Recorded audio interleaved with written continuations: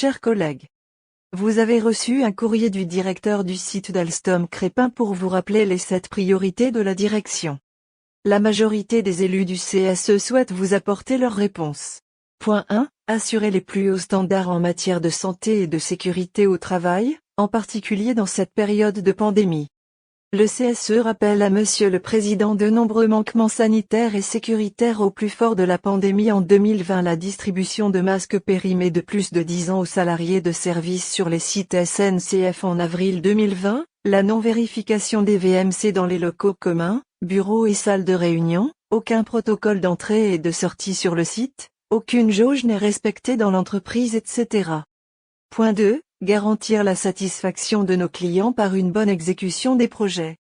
Le CSE rappelle que dans les informations consultations concernant les projets, nous avions formulé des alertes sur l'externalisation des sous-ensembles et du recours à la sous-traitance, ce qui a eu pour conséquence la reprise par le site de Crépin de nombreuses malfaçons. Point 3. Poursuivre notre montée en puissance telle que décrite dans le plan 1000. Le CSE rappelle que nous avions émis d'énormes réserves lors de la présentation de l'implantation des chaînes via N et VI de N qui faisaient craindre des PM surchargés, donc ingérables en termes de logistique. Point 4. Nous permettre de respecter nos engagements en termes de livraison, jusqu'à 900 voitures cette année. Le CSE rappelle que l'implantation d'une nouvelle chaîne nous apparaissait nécessaire depuis la délocalisation de la logistique chez Daher, mais la direction n'en a tenu aucun compte. L'investissement pour le plan des 1000 et la nouvelle chaîne OHKL6 nous a donné raison. Point 5. Respect des engagements budgétaires. Le CSE rappelle que ces engagements ne sont en aucun cas imputables aux salariés mais aux choix hasardeux des dirigeants du site qui depuis des années ont recours au World Package et sous-traitance qui plombent nos comptes. Notre ex-directeur des projets critiques ne peut pas l'ignorer. Point 6. Renforcer la dynamique d'innovation, grâce, entre autres, au projet d'industrie 4.0. Le CSE n'est pas contre la dynamique d'innovation mais pour les élus, il est important de limiter les troubles musculo-squelettiques et de mettre en place un accord sur la qualité de vie au travail des salariés. Point 7. Collaborer à l'intégration harmonieuse du site de Crépin dans le nouvel ensemble Alstom, avec respect et bienveillance.